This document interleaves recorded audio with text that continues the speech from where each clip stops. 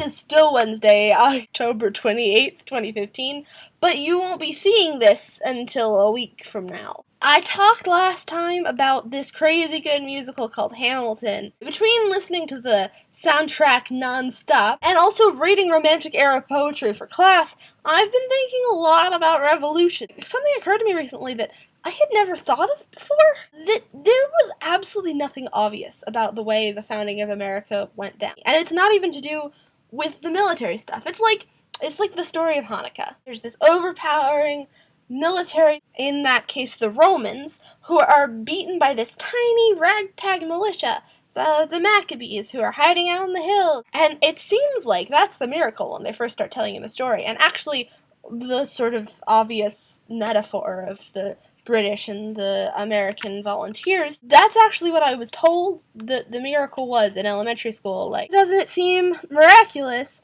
that tiny little Americans could defeat the crazy, powerful British, who were at the time the biggest military power, at least in that part of the world? But if you're a Jewish kid outside of Israel, it's been hammered into your head that the military victory is not the miracle of Hanukkah. The miracle of Hanukkah doesn't happen until after the battle, when they go to rebuild the temple. 9 times out of 10, after a revolution, what happens is that there's chaos. Either there is an immediate civil war, or the immediate takeover of a dictator. It's incredibly unlikely that actually worked out. I mean, the American political system is not perfect and actually kind of shitty, but it has staggered on for 230 some years. Like, that's intense. And this didn't click to me until the song, what's the song? It's called I Know Him.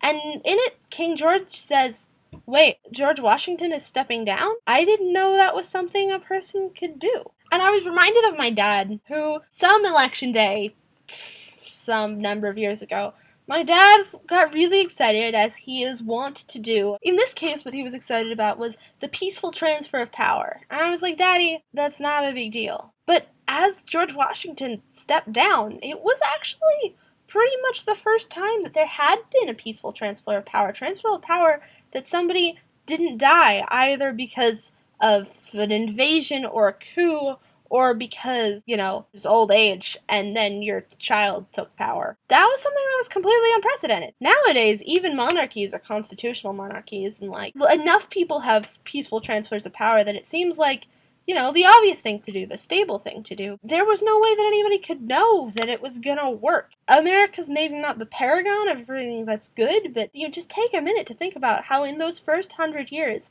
everything could have gone completely to shit really fast. And it didn't.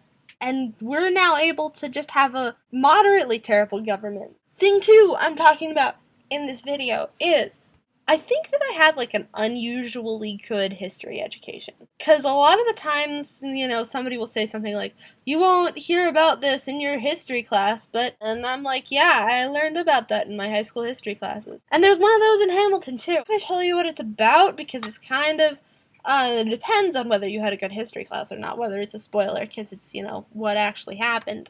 But there's a line that says, they won't tell you this in your history books, but look it up. Spoilers, spoilers, spoiler, spoiler, spoiler. Only the thing was that none of those things for me were spoilers, because we had discussed that in my junior year history class. Now, there's a lot of stuff I didn't know about in this musical. I didn't know anything about his background or his personal life. But the way that he ended up is pretty much the only part they told us about, and they told us about that in pretty good detail. And there are other examples of it. People are talking about, oh, Columbus is regarded as the discoverer of America. I guess I just had a really liberal schooling, but even from the age of kindergarten, we were told that Columbus did not discover America. And every year it was like it was supposed to be a revelation to us. It was supposed to be like, holy shit, he didn't? And nobody ever said that he did. Another thing is that we were never asked to memorize, like, dates of things until actually my AP art history class senior year, and then we did have to memorize dates, and that was kind of a disaster because I'd never done it before. But regardless, every single teacher at the beginning of the year was like, we're going to make history interesting. It's not going to be like other history classes where they just memorize names and dates, and like, I've never done that in my life. I guess sort of the moral of the story, Abe, is that the world is weird. I'll see you on Saturday. Goodbye.